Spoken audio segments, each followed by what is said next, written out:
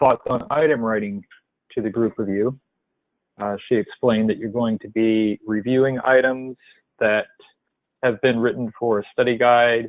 You may be writing some items for that study guide as well. And what I plan to present to you is very similar to a workshop I give to people who are writing items for the actual certification exam. The principles involved, I think, are quite similar to any test item that you might be writing. And in particular, if this is a guide that's intended to help people prepare themselves for the certification exam, then having some items that were written with the same kind of general philosophy and principles would be quite reasonable to help them prepare. So as I go through, if you start thinking I'm talking too much about an exam, that's kind of the reason why. That is really my focus. I am the director of the program for the CPH exam. And since I'm gearing this towards that general philosophy, I will talk about here's how we would create items for the exam. Anywhere you want to, if you change that to the word study guide, I think 99 out of 100 times it would make perfect sense. So I just wanted to kind of give that in advance.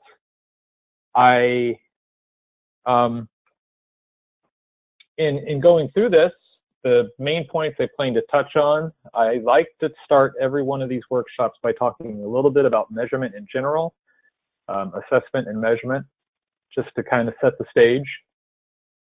Then secondly, I like to talk a little bit about what's the purpose of these exam items or study guide items? What are we trying to do when we write a test question? Because that helps set the stage for the kinds of tips and tricks and things to do and things not to do.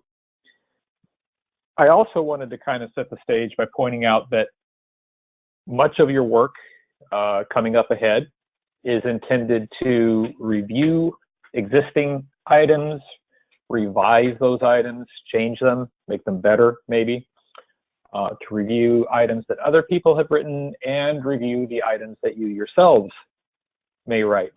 And it's important to have all these big ideas in mind, whether you're starting with a blank page or if you're starting with an examination item that somebody else has written and trying to decide if it could be better or if it's just great the way it is.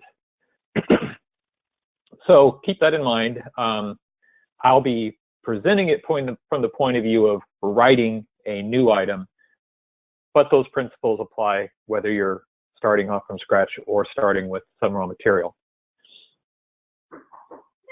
So in talking about measurement, and I apologize for the dogs in the background because someone just knocked on the door. Try to block out some of that noise. Talking about measurement, anytime you look at a test, people talk about wanting it to be a valid test. Or how can we tell if the test is valid and make it more valid and anything like that? And I like to just pause for a moment and reflect on what validity actually means in the context of a test. There's lots of different ways that people try to describe it. Pages and pages have been written on the topic, especially in recent years. It's something that psychometricians get really excited about sometimes. But really what it comes down to is when we talk about validity, we're talking about, is it reasonable to use a test score in a particular way? It's not a property of the test. It's not a property of the test question. It is an argument that we could use the scores from this test for some particular purpose. So with a CPH exam, for example, what we're interested in is it reasonable to use the scores from that exam to make a decision over someone should earn the credential or not? It's that simple. Now, asking that question, is it reasonable? That's not simple. There's a lot behind that. And again, pages and pages have been written about that. But I like to just focus on the fact that we're talking about using the scores in a particular way. And since it's not a property of the test, there's nothing that we can do simply by just you know, looking at the mean square error or standard deviation over square root of n or anything like that to measure the validity of the exam. What we do instead is we gather evidence.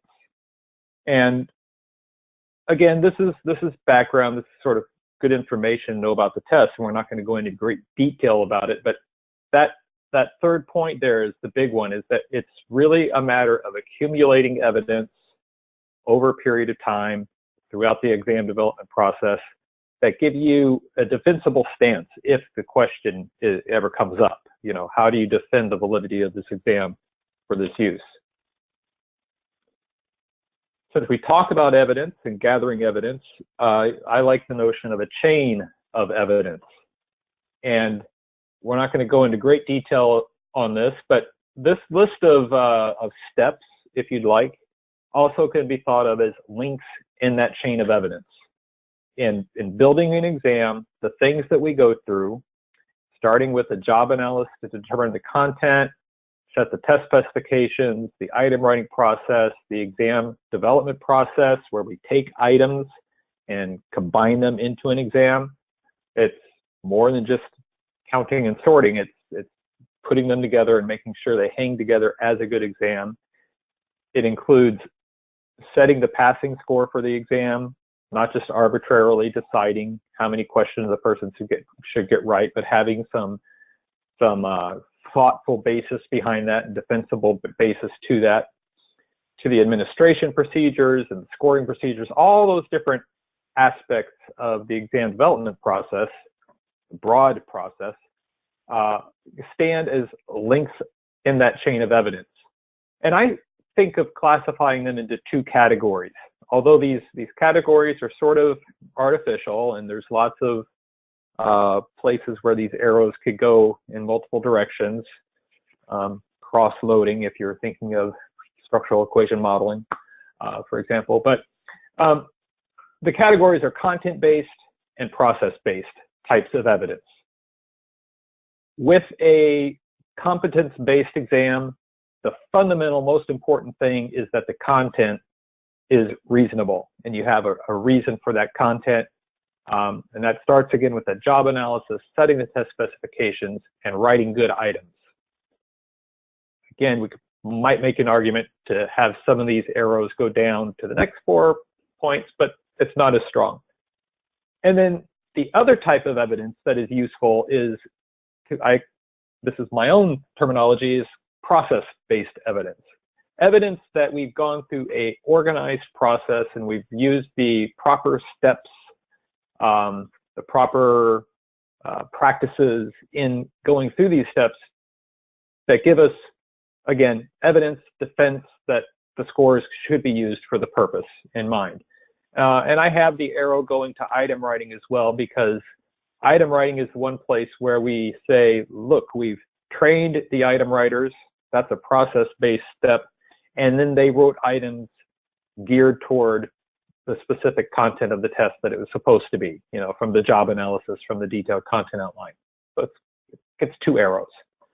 But a lot of these other things really say, are we doing the right sorts of things? Are we setting a standard, for example, that is reasonable and defensible? So it's all about the process. Now, the reason you're here, this whole slide is just useful background, because you're not creating a test. You're helping people get ready for a test, I suppose, but you're not creating one. But again, I like everybody involved with this process even a little bit to understand what goes into a certification exam. Sometimes because they need to know where they fit. Okay, so you guys in writing and reviewing items for the study guide, maybe you don't fit on this, except that you're kind of out here parallel to it. So it's important to know what it is that we go through and all the steps that are involved. We'll leave it at that for right now. So as we get more into this process, before I go too much farther, I like to stop and just reflect on a few words that we use. Everything that comes from me, we'll talk about items. This is an item writing training session. We're talking about exam items. We're talking about study guide items. We keep using that word. And sometimes people are just wondering why. Why do psychometricians keep using that word instead of talking about test questions? And it's a reasonable thing to ask, and most of the time it really doesn't matter. But I just like to acknowledge that that's my stance. That's what I do. I will refer to an item. Now, how did it get that way? It got that way because when you're doing measurement, when you're assessing people or making inferences about whether it's ability or competence or depression scales or any type of measurement, the unit that you're using, the instrument that you're using, is made up of some sort of things. Many people, again, think of those as questions, but they're not always questions. They might be writing prompts. They might be matching exercises. They might be a multiple choice question. It might be a performance task. But whatever it is that is being used, the word we use for that is it's an item. And any examination, any type of assessment is made up of one or more, usually many more items. Now, here we're talking about multiple choice questions. And it's a very reasonable thing to ask. Why multiple choice? Can't you do much more rich sorts of assessments using other types of instruments? My answer to that is yes. You can get very interesting and elaborate kinds of assessments going on when you use things that aren't limited, and I'll use that word with caution, limited to the multiple choice format.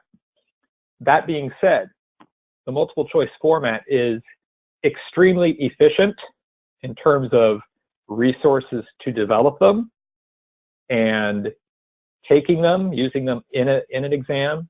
You can give lots of items in a relatively short period of time.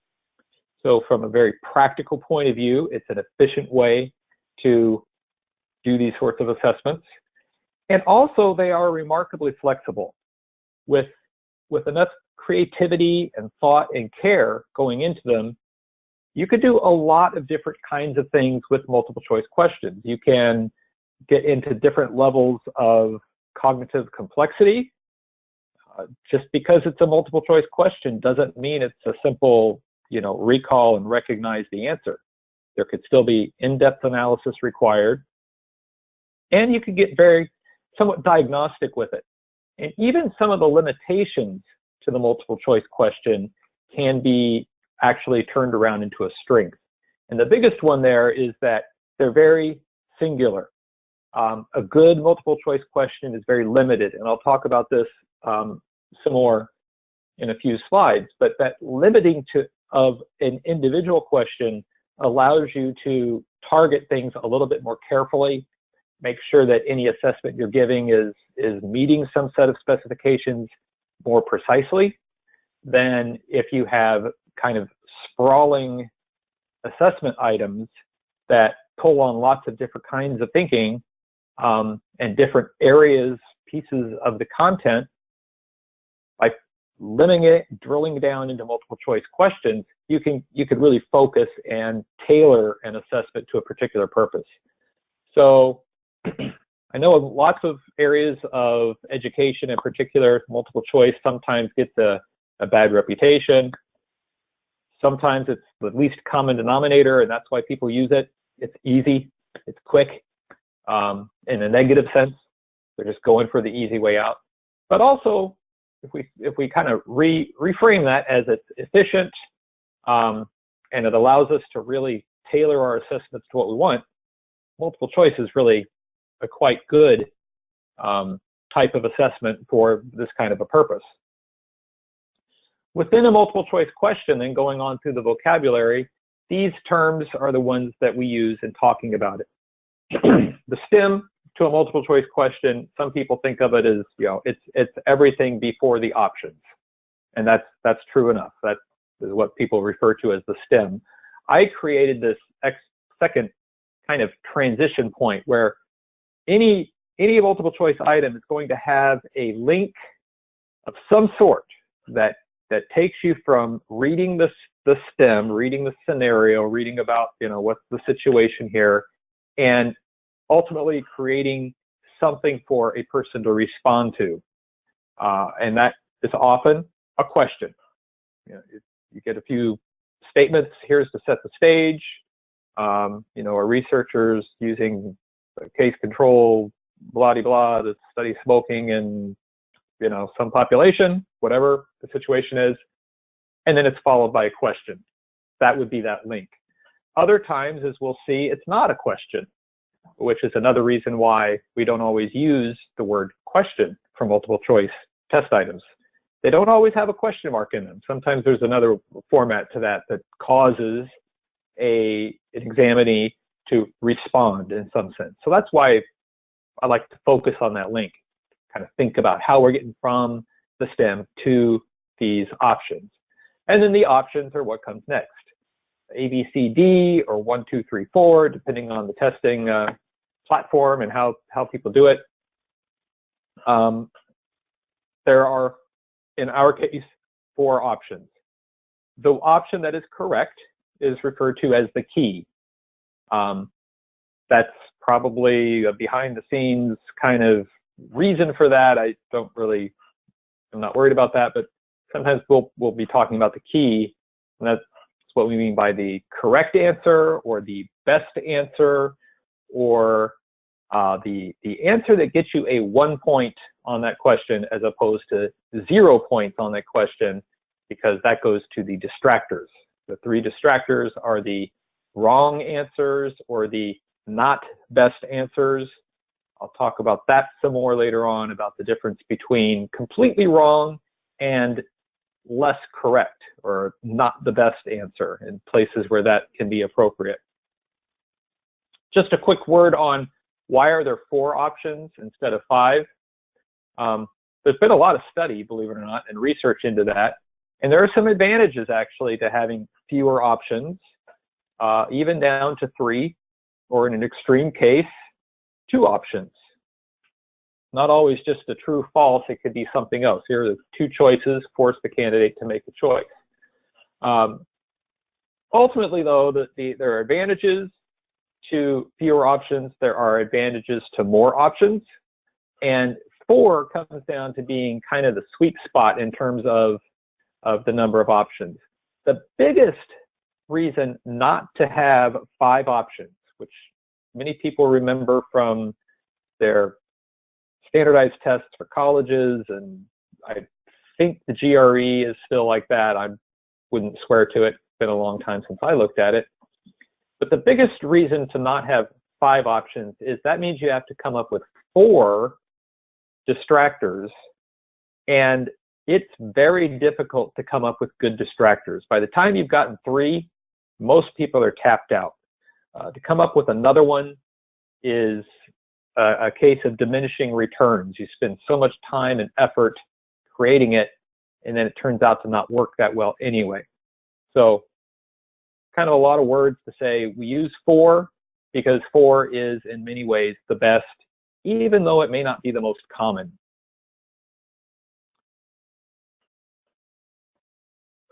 Now, many people don't stop to think about what's the purpose of an item. What's a test question for? And to some extent, it's a strange question to ask, because what would a test be if it didn't have any items? It wouldn't exist. That's all a test is a collection of items or questions. So with the purpose of an exam item is to create a test. But I think it's good to think about what's the point of that question. And the test the purpose of the test, really, that's this first bullet up here. The purpose of the test is to make some judgment or inference about ability or characteristics or something about a person that you can't measure directly. You can measure someone's height or weight or wingspan or age and blood pressure and things like that directly using instruments. Well, we use an instrument to make inferences about things like ability or knowledge or competence. That's the point. So if that's the point of a test item, these next 3 bullets are the natural outgrowths of that. So the goal is to sort people into at least categories, maybe more able and less able, more competent, less competent. In educational testing, the real intent is to find where along the spectrum people fit. You're really trying to sort them and measure somebody's competence or math ability or what have you by putting them on a continuum. With certification testing, it's really much more binary. We want to put people into two categories: passing, failing, competent, not yet competent. Polite way of saying incompetent, but we'll be polite. Competent and not yet competent. So it's a point of discrimination where we're thinking about discrimination as a good thing, because that's the point of the question, to help look at a candidate and determine which category should that person be put into. The only way we can do that is if we create items that the capable candidates and the more able candidates will get correct, and the less capable candidates will get wrong. That's the point of an item, is to have some people get it right and some people to get it wrong. It's useful to think about that, because a lot of well-meaning human beings in the world are trying to be nice. We don't like to be mean to other people. So we've got to really think about the harsh reality. That's the point of a test question, is that some people will get this wrong. What we want to ensure is that the proper people are getting it wrong, and that is the ones who are less capable. So a lot of the things I'll talk about when I talk about things to be careful to do and to not do when we're writing test items or reviewing test items really come back to this allowing candidates to get it right and encouraging the candidates who aren't as capable to get it wrong. In some senses, the worst thing you could have on a test is a whole bunch of super easy items, because then you don't get to discriminate between more and less capable. And that surprises some people to think about that, but that is the case. I often hear people just kind of in passing say, well, you have to have some easy items on a test, right? As if it's a foregone conclusion. And my answer is no. You don't have to have some easy items on a test. In fact, I would prefer not to have any easy items on a test. An easy item takes up space. It doesn't do anything. It might be a confidence booster. I don't know. It's only a confidence booster if a candidate knows they got it correct. But in terms of measurement, it doesn't do anything. So we'll keep coming back to this. All the things that we talk about, again, are really trying to help us discriminate between more able and less able candidates. Try to keep that in mind as I go through here.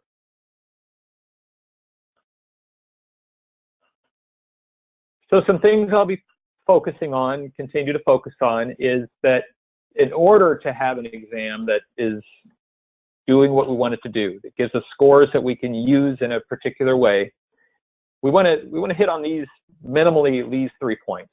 First, that each item is linked to a specific piece of content.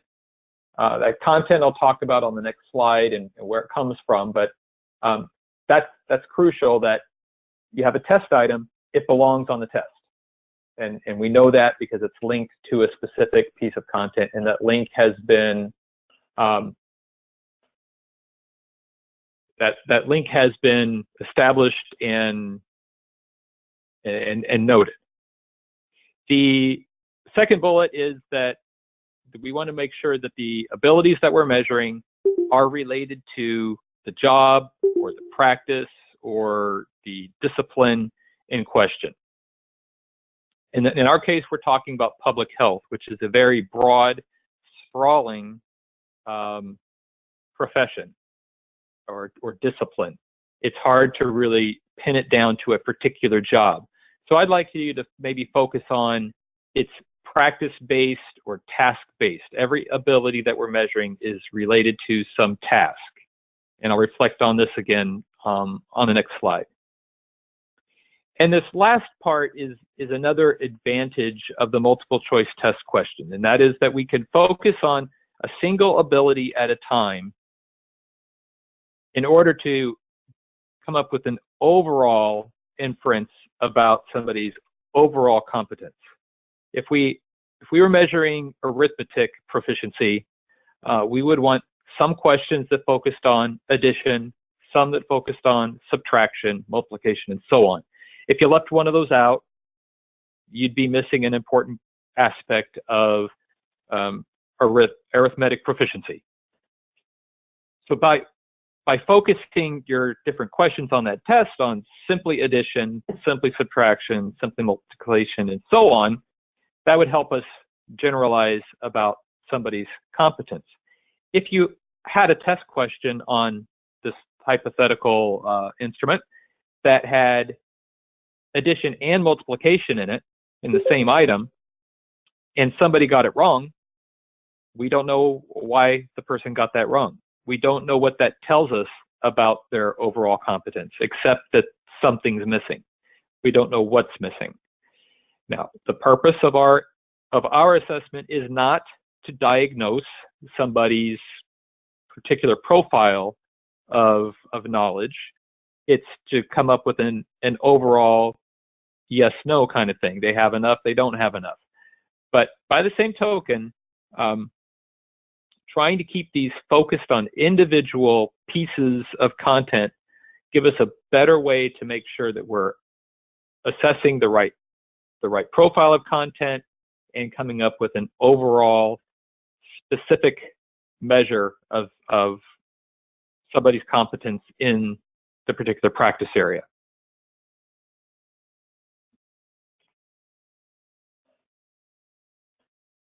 So I've been hinting at some things having to do with the content of items, and we'll talk about that now. There is a detailed content outline that delineates the tasks on which the content of the exam is based. And I'll go ahead and pull that up right now. Okay, you've probably had the opportunity to see this or some aspect of this. This is a version of the content outline for the test coming up in 2019. We're not doing this immediately. We're setting the stage for this. But when this goes into effect, the overall content of the test, as you start looking at this, you don't see pieces of, I would call it, knowledge statements or topics. In fact, what you see are actions. They're tasks. And each one of these tasks, if it's a good task, is starting with an action verb, and it talks about doing something. And you can imagine that something having a starting point and an ending point. And these are all things that we know that people in public health, professionals, do these tasks. We know that because of a very involved job analysis process where professionals told us what they do, and professionals in a lot of different areas, kind of spanning the gamut of what public health is all about. This kind of came down to the common tasks that they perform. You could read about that elsewhere. You can hear Allison's presentations on that, and there's even a journal article in publication that describes the overall process. But ultimately, the outcome is, this is a description of how the test is going to be built. And some people will look at this and say, well, gosh, it doesn't tell me, do I need to know about particular models of in the social sciences? Do I need to know specific hypothesis testing techniques and biostatistics? And the answer to those questions is, well, you probably need to know those in order to perform some of these tasks. Or I would, in the long run, all of these tasks rely on the content knowledge that public health professionals have. So you need that knowledge in order to perform these tasks. Well, for the exam, the idea is that an exam item will be written with one of these tasks in mind, and a candidate will have to use their knowledge underlying that task in order to correctly respond to that task-based item. And that is the way we are actually asking candidates to demonstrate their competence or their, well, let's just say to demonstrate their competence at whatever level that exists. So again, all of these being verb-based, action-oriented tasks that helps people imagine in practice, here's a situation, how would I respond to that? They're bringing their knowledge to bear and demonstrating their knowledge in that manner. Let's switch back over to the presentation, or try to. Okay, there we go. So as it says here, you've got a content outline that delineates the tasks. The content knowledge is embedded in those. So every item, we want it to be practice-based. We don't want an item that simply says, you know, here's where you use the t-test and here's where you use chi-square. We want a situation that says, here's a particular study, what the hypothesis test would be correct here. Or here's a study and this test was performed, how do we interpret this result? It's not all by itself, it's in a context. That being said, we like to avoid contexts that are exotic or esoteric or kind of outside the bounds of what people could reasonably expect. What's exotic to one person or esoteric to one person may not be to another. For somebody who's worked in an office their whole life, a sewage treatment plant could be a pretty exotic setting. But there's probably test questions about sewage treatment that really make sense in a public health context. So we got to interpret these words carefully, exotic and esoteric. By way of an anecdote, in a real estate exam, which is something I used to work on, there was once an item that had to do with somebody who had a pet cougar. And, you know, the question had something to do with deed restrictions or zoning or something like that. But the concept of somebody having a pet cougar was pretty unusual, and that item actually became very well known very quickly. And that's another reason to avoid the exotic or esoteric settings. Not only can candidates fall into the position of not really being able to imagine that setting, but also when something is a little bit too creative, people remember that and they start talking to their peers about that. And, you know, they could say, CPH exam was a great exam. I think it really was fair and all that. But man, there was this one question, you would just not believe what it was about, and to go on to talk about it. And that kind of exposure is something we want to avoid. So again, avoid those kind of things that are not outside the common practice of a public health professional. And as I was talking about in the last slide, each item on the exam is linked to a single task from that detailed content outline. We don't want an item that a person could say, well, gee, it's to both of these, and I can't really pick which one it's linked to. And some things to help prevent that from happening. One is to focus on the link of an item. And if you're trying to write an item that's linked to a particular task, or if you're looking at an item trying to decide which task it's linked to, you really think about the answer, the correct answer. What does that kind of focus on? And that can sometimes help people determine which one it is. But we want to avoid any item that's bringing together different tasks from different parts, pieces of content. That sounds like it would make a really fabulous, complex, rich test item. And yeah, that's probably the case. But again, for this multiple choice setting, we're more interested in items that focus on individual pieces of content so that we can put those together in a very tailored way to get a picture of somebody's overall competence. And again, if you're talking about a study guide here, we're not talking about the test, the certification test. We'd like those study guide items to be similar in spirit to the examination items. So we would caution you to not, go off in a different direction, which is why I'm making a big thing about this. So we've talked about the purpose of the items.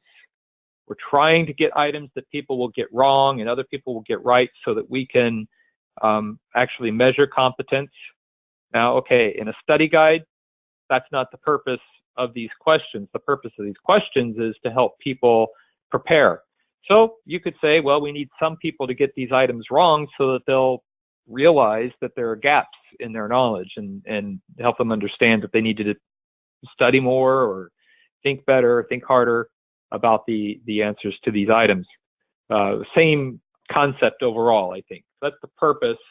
We've talked about the characteristics of items and the content of the items, and both of those really focus on the link to the content outline, keeping them practice-based, making sure that a person can imagine that particular scenario in a public health context and answer it from that point of view. Going on now, we'll talk a little bit more about specifics of items. And for our examinations, we have allowable item types, and then we have a couple other types of items that we absolutely do not put on the test. And if that's the case, it's good that you know this as well, so that you can mirror that in the study guide. Broadly, the one allowable item type is the multiple choice item with one best response, with a positively worded STEM. That's a big, broad statement, but some key aspects to that is, as I've said before, it's multiple choice. It has one best response. We don't have any items where you select more than one option. And we keep it with the positively worded STEM, which I'll come back to that shortly. Within the single best response, positively worded STEM, there are still some other kinds of flavors to that. And this first one is a good one to point out, and that's the direct question versus the incomplete statement. That's the terminology we tend to use. I've heard some other creative ways of talking about the incomplete statement, including the very awkward label of a dangler. But a direct question is just that. You have a STEM that includes a question, and the question comes at the end of the STEM, and that's that link from the STEM to the options that I talked about. So the example given here, which of the following is the best way to communicate abnormal test results? Question mark. Then A, B, C, and D would be different ways to do that. And the candidate is supposed to pick the best one. And the rest of the STEM might talk about in a particular setting to make it more detailed and practice-based and so on, but ultimately there's a question.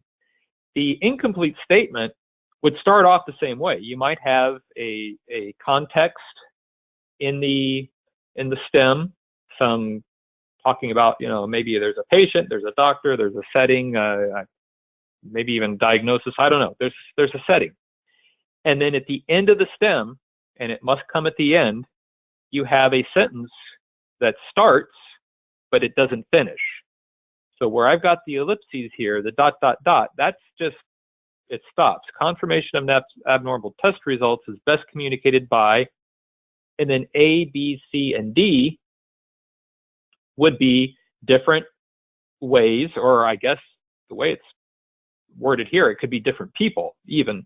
But since I'm intending this to mirror the direct question, then the options would probably be different methods of communicating these results.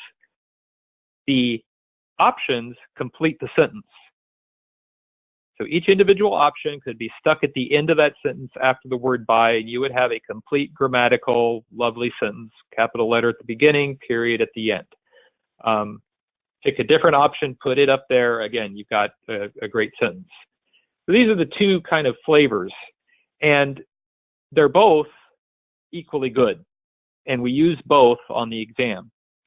Sometimes it's easier to use one than the other. Most people find it easier to talk in terms of direct questions because it focuses them. You know, what do we want the people to respond to? Ask a question, they can give an answer. Very simple. But there are some times when you're trying to take into account all the other do's and don'ts and best practices of writing test questions. It can simplify matters by flipping it around and making it a completion instead of a direct question. For now, I would encourage you to be open to either way, to maybe think about either way, and just to discover for yourself if one is more comfortable.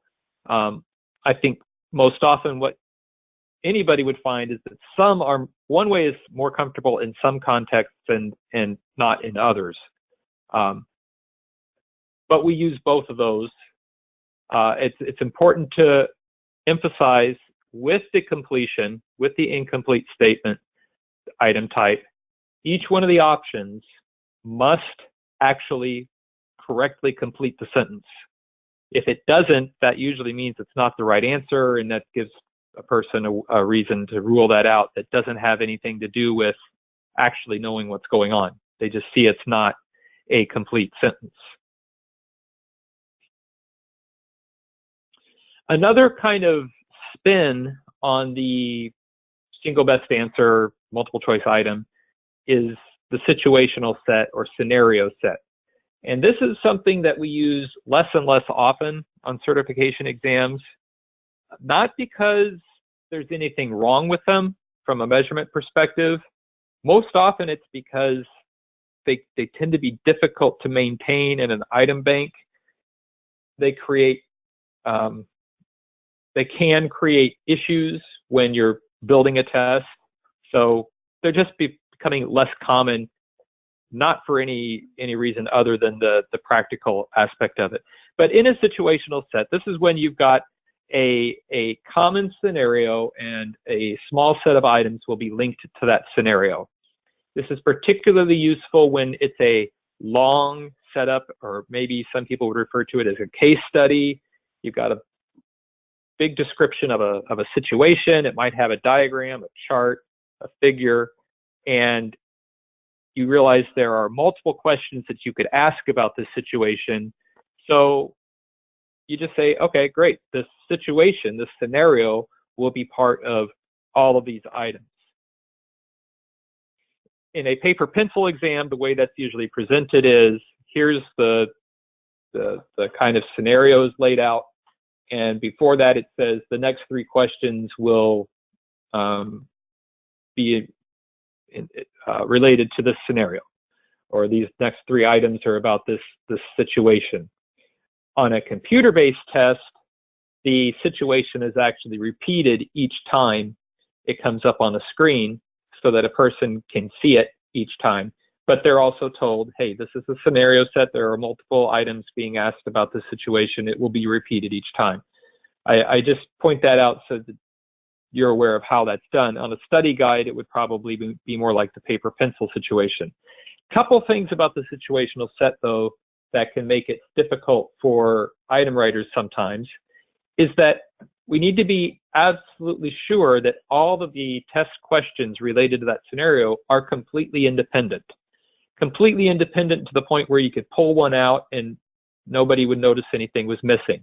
Or you could use, different ones. You could rearrange them in a different order and it's not going to mess anything up. It's common for people to write these things in a sequential fashion where each question builds on the previous one.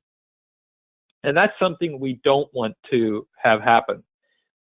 We don't want people to be having to respond correctly to question number 1 in order to know what's going to happen in question number 2 and question number 3.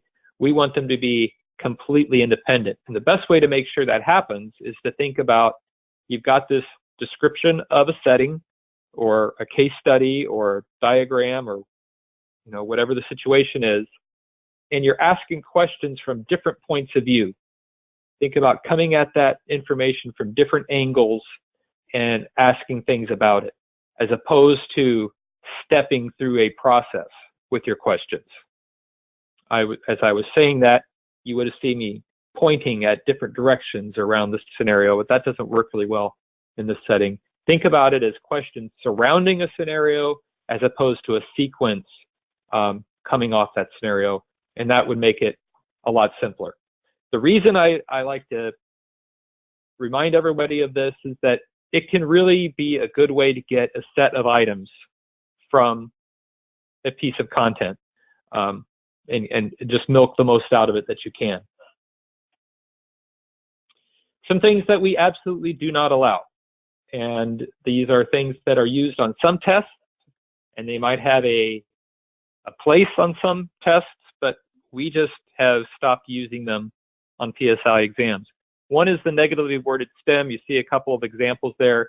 Any kind of a stem where you're supposed to pick out what is wrong, and that becomes your correct answer.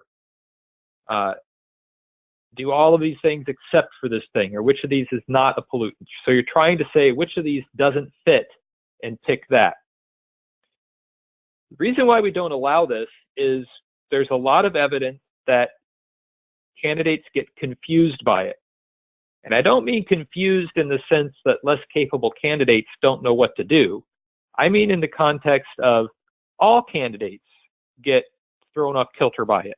Even the capable candidates will sometimes miss the not or the except, or they will be studying the options in great detail, and you could easily lose your way on this.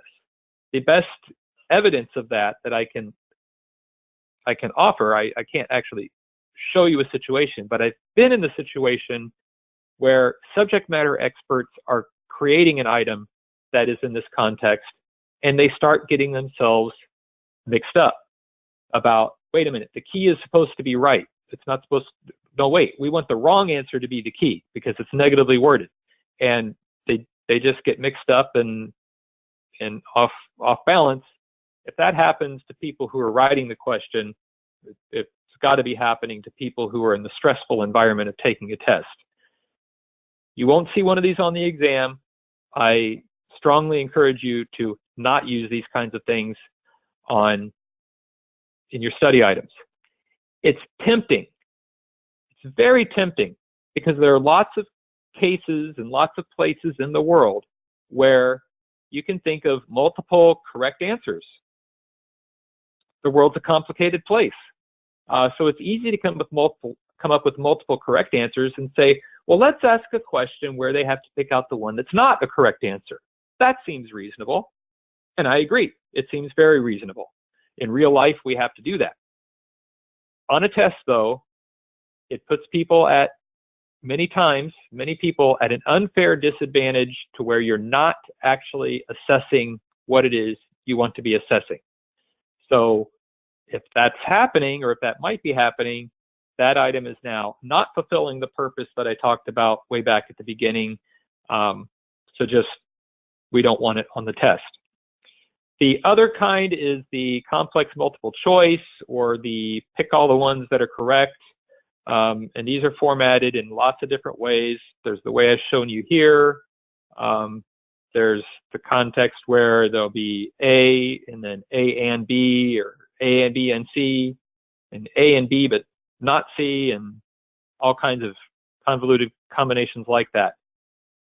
We don't want to use these really for the same reason. It gets people caught up in the wrong kinds of thinking.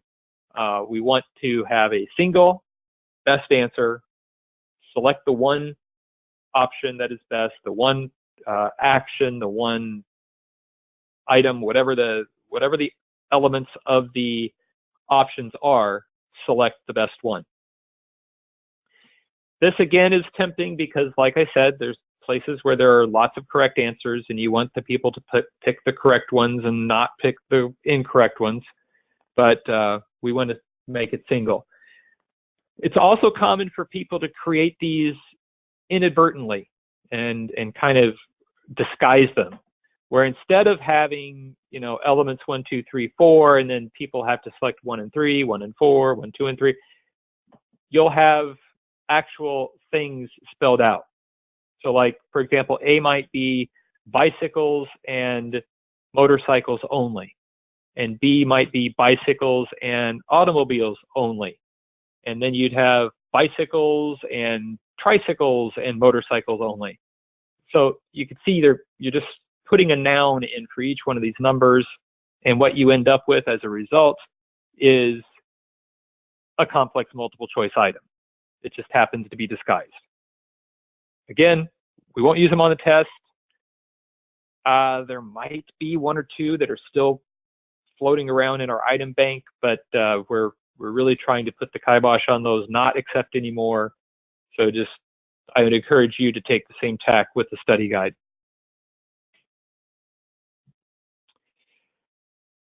I'm not going to go into great depth on this because, well, for a variety of reasons, mostly in the sake of keeping things moving. But there is a hierarchy of cognitive complexity of items that are on the certification exam. And it would be useful to think about this when you're thinking about study guide items. You know, are we asking a bunch of low-level, memory-based or recall items? Or do we have a balance between items where people have to remember things, recall, where they have to do a simple interpretation or application of data, the application level, or do they need to go beyond that and to solve a problem and fit multiple things together and have an analysis level item? Again, it's good to think about that and aim for that in your study guide. It would be up to somebody besides me to talk about what's the right balance of those on the study guide. But just to kind of see a couple of examples, these are from a variety of different content areas, but a recall level question is something where it has a single right answer no matter what. So if it's discharge instructions, it's the post-op nurse every time. If it's going to be somebody else, it's got to be an entirely different context and have all kinds of exceptions spelled out in the STEM. So it's recall. You just remember that. There's nothing to figure out. Application level steps it up from that. You might need to put together a couple pieces of information. You might need to think about what's the next step. That's a very common application thing. It's not just identify a thing, it's figure out what should I do. So here you've got a situation going on and got a couple aspects of that situation. What action should the system operator take? That's the application level. If you have a whole lot of stuff going on in the STEM, then it might rise beyond application to analysis. So that's just a matter of degree. They're not really that much different. Say a little bit more about analysis items in particular. They're typically longer because there's more going on in such an item. And the second bullet is really the most important one to me, and that is that a classic analysis item describes a situation. The test taker has to understand what's going on first, identify for themselves, here's what's happening, and then figure out what happens next. So in this previous example, what's happening is told to you.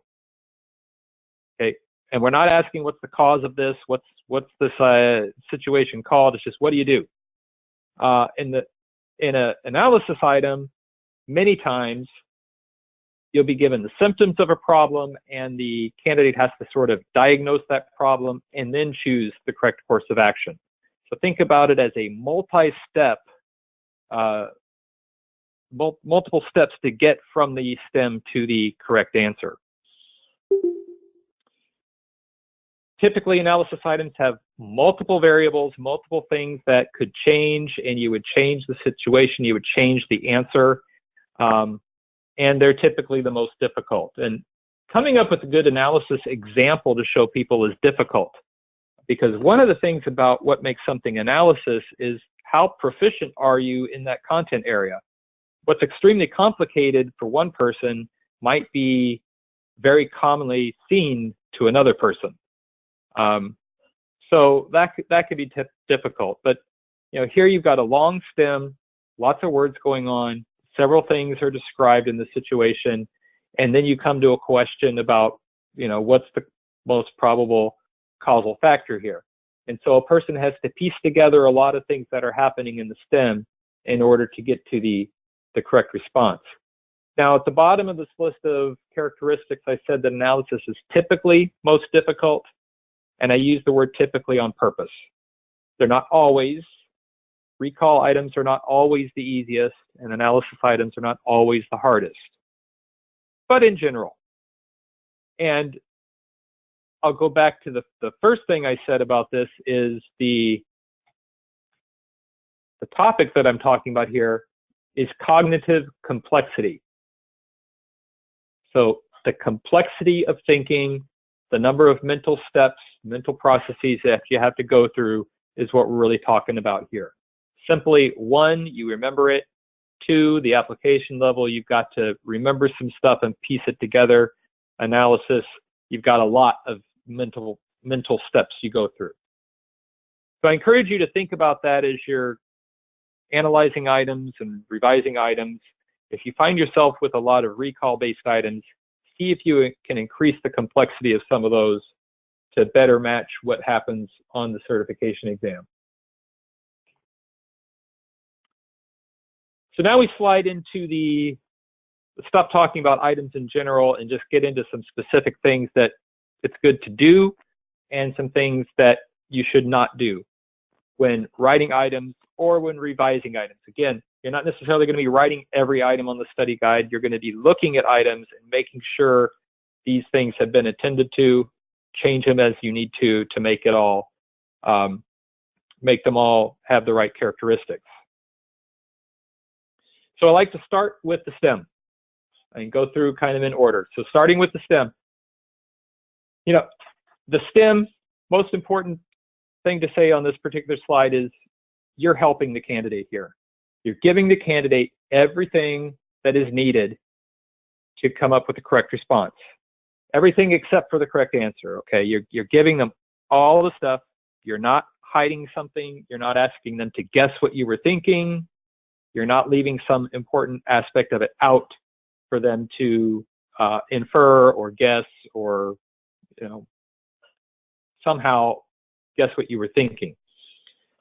It's even to the point that if somebody looks at an item stem and starts saying, oh, they didn't tell me about this aspect of it. It doesn't tell me how many, the sample size, or it doesn't tell me whether it was a dichotomous variable, or it doesn't tell me what kind of a community this is. And I'm going to get all caught up with that.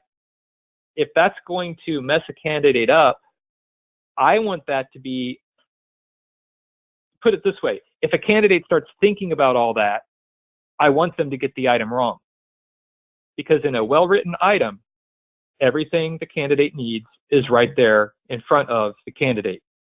So if a candidate is reading a good item and starts thinking about all these other things, and it's a good item, that means the candidate is going off down the wrong path. I don't want any of that to be left out if it's important in order to be able to answer the question. So give them everything they need in order to respond to the question. Another important point about the item stem is to keep it practice-based. Even if you've got this little nugget of knowledge that you want to find out if a person knows, situate it in some kind of practice setting. Where does a person use this particular kind of hypothesis test? When does somebody use the social determination model, or I can never remember the names of these models? When does somebody need to know about the HIPAA or what have you? Don't ask a question in isolation. Put it in context. There's some kind of philosophical reasons why, but for now, just rest assured that that's the goal we're striving for on the certification exam. And I think having the study guide mirror that as much as possible is just to your advantage. Anytime you've got an item stem, you should go back and look through it and think about, okay, how can I make it better? Is there clutter in there? Are there extra words? Simplify your sentences. I love a good sentence. I like complex sentence structure. I like words, but on a a certification test, we want it to be simple reading. We're not trying to get them to parse a complex sentence. Give it to people straight and ask a question. I got the word unless up here. Sometimes identifying the relevant information is part of an item. It's part of answering correctly. And if that's the case, then by all means. Also, if you're talking about test results or statistical analysis and things, certain pieces of information always come together. You always get this chunk of data at the same time, or chunk of information. And to strip out the extraneous might look funny, might look unusual.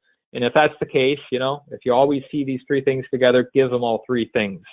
But otherwise, if it's truly extraneous and it's not relevant to the question, get it out of there. We want to simplify things, simple sentences, short items as much as possible. Just again, to help the candidate. We're all about helping them right now. Jargon is a really controversial thing. Anytime I'm talking to a particular exam committee, some people will say, you've got to know what that word means if you want to be able to pass this test. If you don't know what that word means, what business do you have even sitting for this exam? And I agree, there are some things that fit that category. And then there are other things that they're just fancy words when plain English would do just as well. So minimize jargon unless it's absolutely necessary. Same thing with acronyms. If an acronym is truly the common way of referring to things, then use the acronym. I think there are some test situations I can imagine where referring to DNA would be an important part of a question. It could be something that people need to know about. Whereas if you ask them about deoxyribonucleic acid, you might throw them off kilter, and they might not even recognize that oh, you mean DNA. So think about your candidates, your situation, and respond or use jargon appropriately. I'll come back to this thing about teaching later on, but we do want to avoid it. Teaching, just briefly, is extra information in the STEM that, again, it's not necessarily, it's related to the question. It is related, but it's actually not needed in the question. I've got an example to show you later on. And if we're talking about revising the STEM, always, always, always keep solidifying that connection. Keep making sure that you've got some kind of a setting. Sometimes it might even seem just as extra information, but it's not extra if it helps a candidate imagine the situation and why I'm answering this question in a context. That's the philosophical reason why we want to be doing that.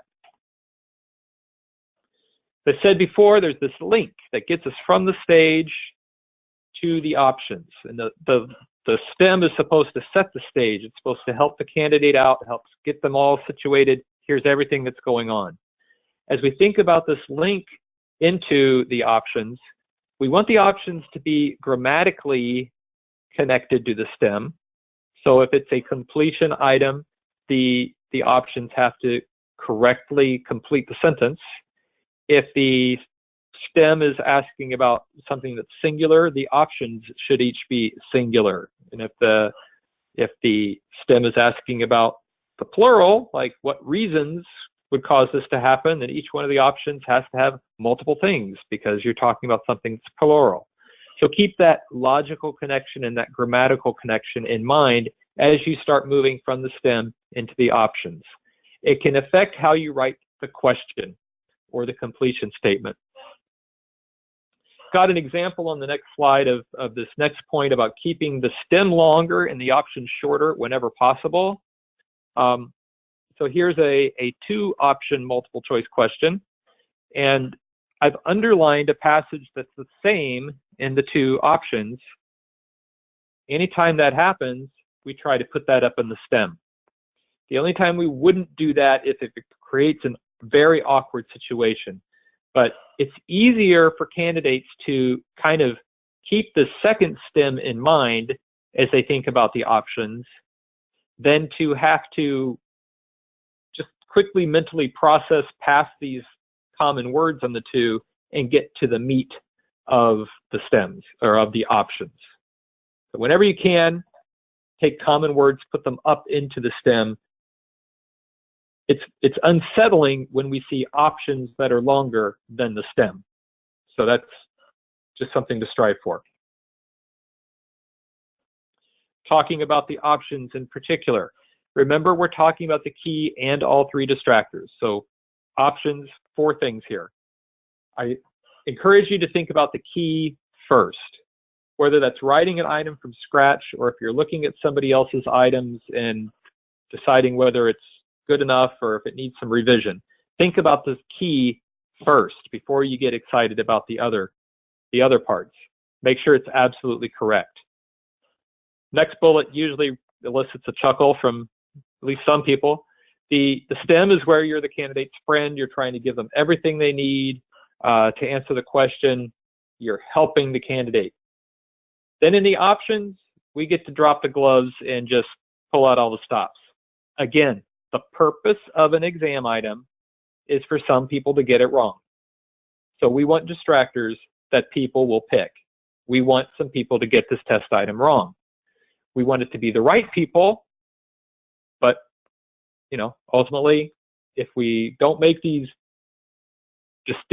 difficult distinguishing the differences between the distractors and the key, we're not going to get any purpose out of our exam item. This last bullet has to do with the fact that sometimes there's a small difference between the correct and the incorrect. Small difference. Well, as long as it's a discernible difference. An option that's almost right is still not correct if there is a better option on the list. And that can be okay. In fact, it can be good in the sense that it gets items that are more difficult. They discriminate better between people at different levels of competence. You can go get carried away with that, but it's still an important thing to keep in mind. As you think about the options, it's really to your advantage to keep them as similar as possible.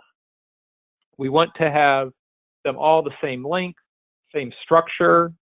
We want to be parallel in wording as much as possible. If you can't, we'll do something called balancing the options, and I'll give you some examples of that in a little bit. We want to make sure the options are completely independent. We want to make sure that we don't have 2 options that really mean the same thing, or that one is a subset of another. Those can be things that candidates can use to either identify a correct answer or identify things as not being correct without understanding the content. Okay, I want people to figure out what the best answer is, or else my item's no good. But I want them to figure out the best answer based on the content, not on the way the item is worded and structured. So these are important things to keep in mind. And again, if it's similar, it's common, it happens quite often that the correct answer to an item will have a phrase or a word, possibly even an idea from the stem mirrored in the option, and that's what makes it correct. So an example that I've got from another colleague is talking about, what is the primary source of evidence for studies having to doing with asthma, and the correct answer is some journal that's got the word asthma in the title of the journal. So it just triggers that, and if that's the only option that has that structure, it's going to stand out as being correct. Again, without anybody really even knowing the right answer, it just sticks out saying, pick me. So avoid repeating words from the stem. And if you can't avoid that, then you do it in all of the options so that nothing sticks out. Some of the same information here. Keep your format consistent in your options. often the correct answer is longer or more detailed or more technically oriented than the distractors. So we want to make sure that all of our options are kind of equivalent in length and in detail and so on. Sometimes what can really help an option be a good option is that that a distractor is a good one, is if it's actually the correct answer to something else. So if the stem changed somewhat, this would be the correct answer. But given the current stem, it's not, so it's a great distractor. Keeping in mind the purpose of test questions and what we're trying to do, we want to avoid anything that's going to help candidates figure out the best answer or just kind of push them away from the correct answer, having anything to do with anything other than the content. So unfairly pushing candidates toward or away from an option is, well, it's unfair. That's not our goal. Our goal is to give the candidates every chance to demonstrate their competence, then put the distractors and the key down there that will give them their best opportunity to say, since I have the right level of competence, I'm picking the correct answer. Somebody who doesn't is going to pick something else. So how do we make sure that the people who aren't at the right level of competence will pick something else? We have good distractors. And as I hinted at earlier, good distractors can be the hardest part of writing a test question. You can have a great question, great stem, great key. If your distractors stink, then the whole item stinks. So keep in mind what the name is. It's distractor. We're trying to distract people. That's the whole point. All three distractors need to be plausible to some candidates. If you're looking at one and you ask yourself the honest question, is anybody ever going to pick this distractor? The answer to that should be, yeah, I can see some people picking it. But quite often when I ask that question, I'll hear, no, nobody's going to pick that. Anybody who's got the experience level and the education level to take this test, they're not going to pick that distractor. My response to that is, write a new distractor. Some people come to me and they say, well, I heard that you should always have one distractor that it's really easy to rule out. And it's like the throwaway distractor. And then your other two need to be, you have to kind of think through them a little bit more. And then the key is finally the best. Well, I don't agree with that notion. My notion is the key is unqualified best answer, and all three distractors need to be plausible to at least some candidates. Again, a really good way to do that is to have distractors that are correct in another context. That way, it's an option that a person can look at and say, hey, that looks right. It doesn't have some logical inconsistency in there that signals I'm wrong. It looks right. So try to do that as much as you can. These last two bullets have to do with the notion that sometimes we ask the question, what's the best thing to do in this situation? Or what action should you take first? And when you have a question that's worded that way, you actually have 4 responses that are, in a sense, correct. 4 things that you could do first. But we want one of them to be unqualified, the best thing to do first, or the one that comes absolutely first. 4 reasonable responses to a situation, but one is best. It sounds like a judgment call, and some people object and say, well, that's subjective. And I would agree that that's a problem if it is truly subjective. But if one thing is truly best and that can be defended, then it's absolutely okay to use that kind of a structure in the test question. And in fact, we will. So those kinds, again, that's a fine distinction between absolutely the best and not quite the best. And if you can make that distinction properly, that shows a greater level of competence, which is, again, what we're after.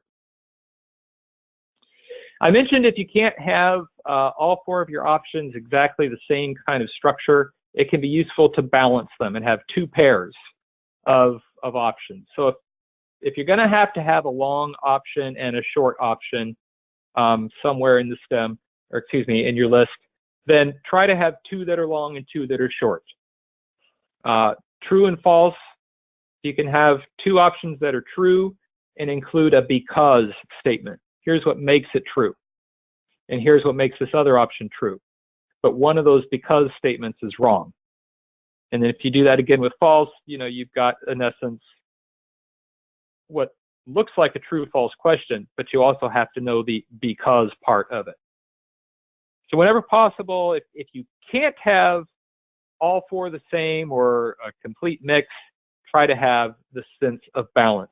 Again, anything that sticks out, any option that sticks out is going to be an unfair, potentially attraction to certain candidates. Either to say, I'm going to ignore that because it looks different, it's too short, that can't be the right answer. Or if it's long and technical, they'll just say, hey, I'm going to pick that because it's long and technical and it's got to be right. And then they don't even actually think about what it says. Okay, the last slide in the things to do category, mix up where the key falls. This ultimately is the responsibility of who compiles a set of items together, but you as an item writer can help that by mixing up where the key falls in your own set of items. You don't always want to have A be the right answer and trust somebody to mix them up later. We want to have the right answer be A, sometimes B, sometimes C, and D sometimes. The exception to that, the exception to sort of randomly assigning where the key falls in your list is anytime the options are numerical in order, or numerical, numeric responses, put them in order. If it's a year, put them in chronological order. If there are 4 steps in a process, put them in chronological order.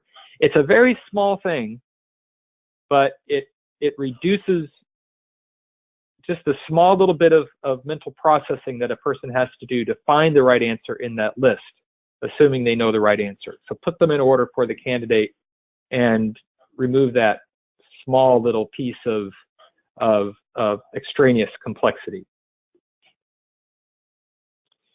And I wrap up with a list of don'ts, things that I really want you to avoid. I used to just leave it at avoid. I finally had to put the subtitle on my slides because people didn't avoid them enough. They thought I was just sort of saying, yeah, maybe don't do this. I mean, really, don't do this. So very broad category of things to avoid is irrelevant sources of difficulty. This is a huge category. We could go on and on and on about it, but just anything that adds difficulty to the item that isn't related to the content should be taken out of there.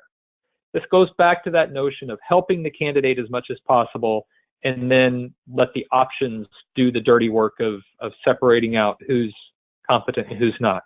So things you can do to help with that is going back to this idea of simple language, clear language, not extra information. We keep calculations extremely simple. In fact, on the CPH exam, we would rather write out the formula so the candidate has to recognize where to put the numbers in the formula. And so the options would be 4 expressions instead of 4 words, 4 numbers, just to take calculations even out of it altogether. Any kind of unnecessary jargon is an irrelevant source of difficulty. Made up words. If you're listing government agencies as your options and you can't think of a 4th government agency, don't make one up.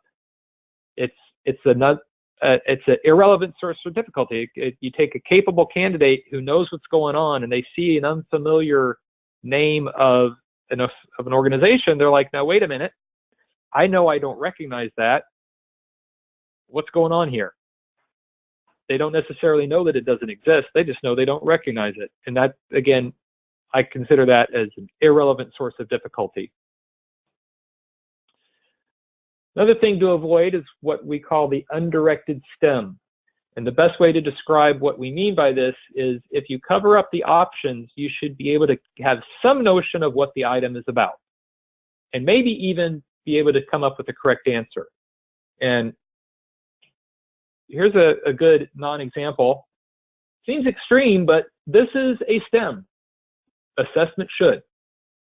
And I'm going to show you the options in a minute, but this is, it's an incompletion, it's a completion item. You've got an incomplete statement here. The options will complete the sentence. But right now, we don't know anything about this item except it has something to do with assessment, because assessment should do lots of things. Which thing do we want to talk about right now? Now, when you look at the options with it, okay, this doesn't seem too out of bounds. It's not crazy, but we want, as people read that STEM, and this is all happening very fast in a person's brain, but as they start reading that STEM, we want their brain to start aiming toward a correct answer even before they get to the options. So a better way to refer or to structure this item would be to have a little bit more about assessment. I think this is still kind of broad and is still somewhat undirected, but it's better. It gets people thinking about, what do we want assessment to do? What's its purpose, and so on. And so if we were to flip back and forth between the two sets of options, they're almost exactly the same. They're just tweaked a little bit to fit the different question instead of the completion. Another huge category, in addition to irrelevant sources of difficulty, is tipping off the key.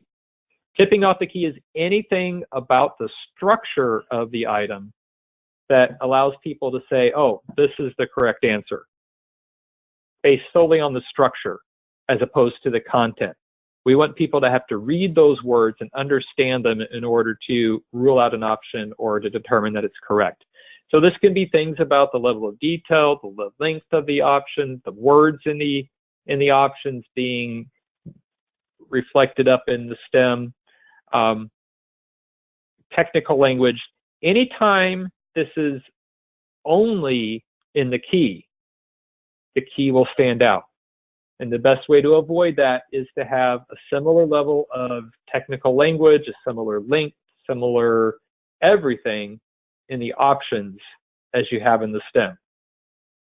Okay, you don't want it to stick out. You want it to be hiding in plain sight amongst the other options. Going back to this notion of teaching in an item. First off, I've had colleagues say, a test is not an opportunity to teach people things. It's not your last chance to give them a little bit of extra knowledge. The test is where teaching's done, I'm assessing you. So anything in a STEM that tells people stuff is what we consider teaching. One problem with teaching is it adds words. People have to read those words and determine, okay, all right, thank you. Thank you for telling me about the 3 levels of recognition. Now they got to decide whether they're going to use that information in the next statement. So it's extra words. Furthermore, these are words that maybe there's some other item on the test somewhere that we can't ask now, because this item with this bracketed sentence is telling people something that now we can't ask a question about that.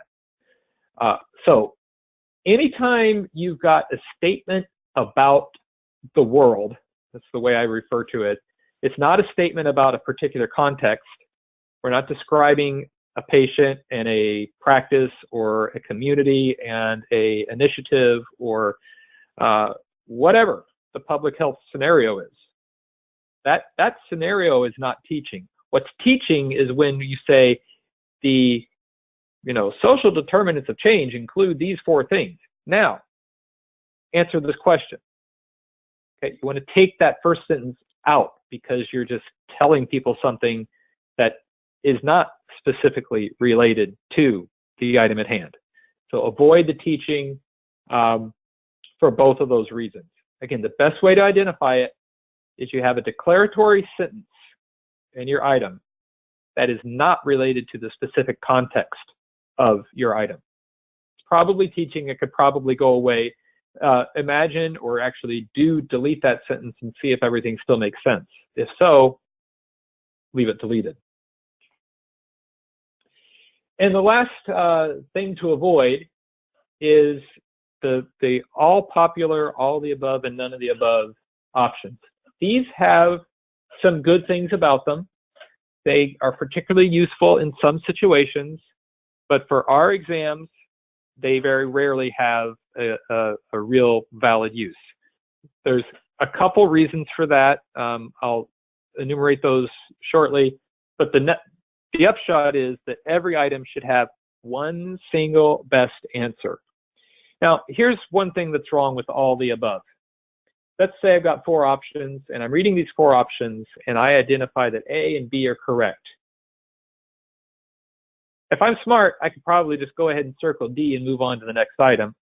I'm not actually showing that I know anything about C, because if 2 are correct, then they gotta all be correct. Also, it's just not identifying the best response. Another alternative with all the above is that if I rule out option B, and I'm smart enough to know that B is absolutely wrong, then I now have a 3-option multiple choice. As soon as you know one option is wrong, I know 2 of them are wrong. I don't have to worry about it. And so we're sort of artificially simplifying things. None of the above has a couple of problems with it. One of the problem is, depending on how the item is structured, there could be an argument that sometimes none of the above is correct when that's not what you intended. And that often comes out, well, it would be none of the above if you're thinking about this the way I'm thinking about it, or if you think about this option that you didn't consider. So that's a problem. The other problem is it doesn't actually prove if somebody knows the answer. So here's a little none of the above situation. I'm smart enough to rule out A and B. I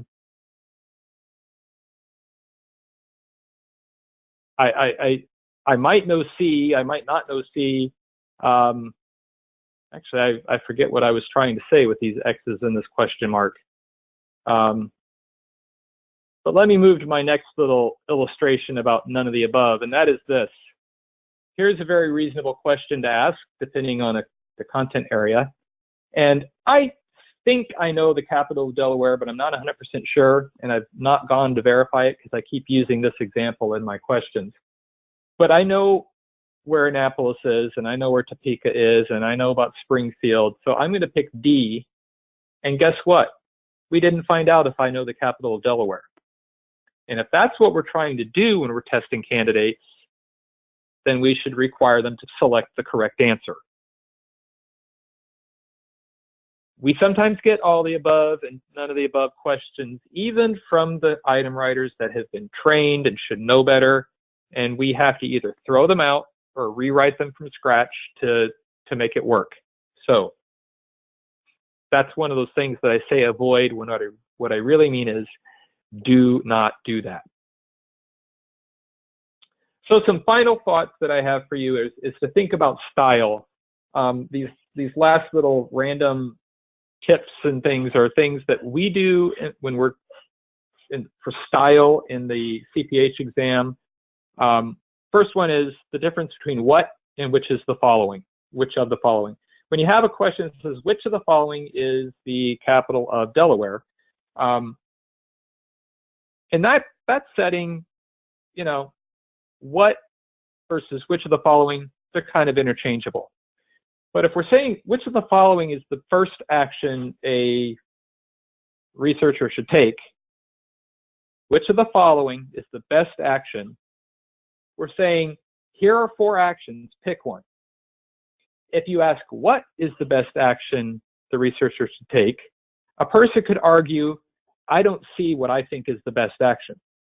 I don't like any 4 of these options. This bothers me. I can't pick the best one because I don't see the thing I'm thinking about.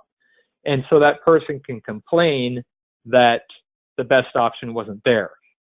When we say which of the following is the best action to take, we're saying here are 4, pick one, pick the best. So that's one stylistic suggestion. We don't use names. If we have multiple characters in an item, we either get rid of a character or we refer to the character by their role, you know, the researcher and the subject, the teacher and the student, the manager and the staff member, but we don't use names because we don't want to personalize the item. Third person usage goes with that same idea. We don't say, you are a researcher studying a smoking cessation program in an urban area, blah, blah, blah. Because some people really can't imagine themselves doing that. We say, a researcher is studying smoking cessation in an urban area. Now the person can kind of distance themselves from the situation and just look at the facts and respond. Passive voice is sort of the same thing.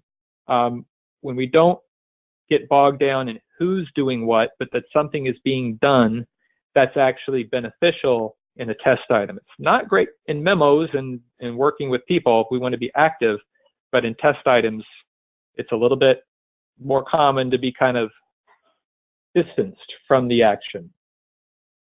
Just like we don't make up words in our options, I don't want any options that are ridiculous. Again, I said that every option should be plausible. You should imagine people picking it. We don't throw in little Easter eggs or humor in our options. They don't have any place. If you can't think of a best fourth option, get some help.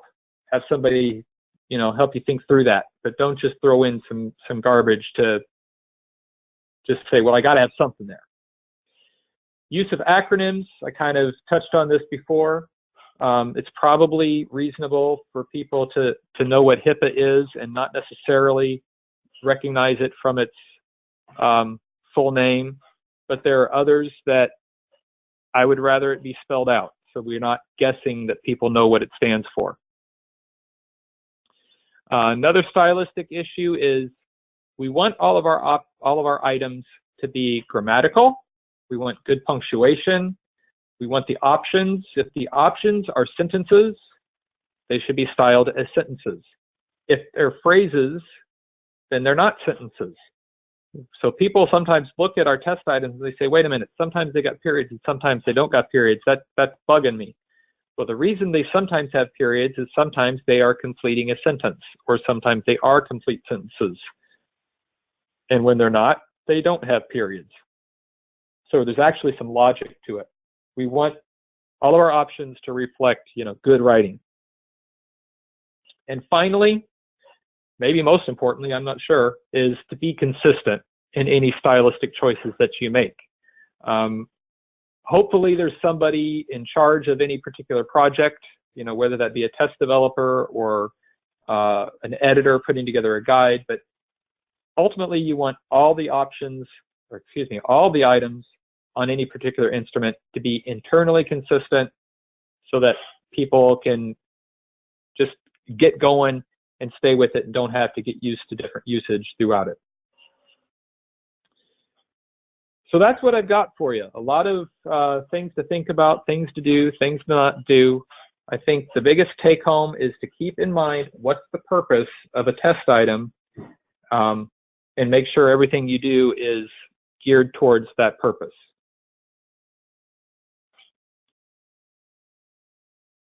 So that is the end. The recording should end shortly. I've got time that I could sit and answer some questions, but that's not really part of the main presentation. I'll stop talking now and see if anybody wants to chime in or has any questions. Otherwise, you can go ahead and sign out. Thank you very much.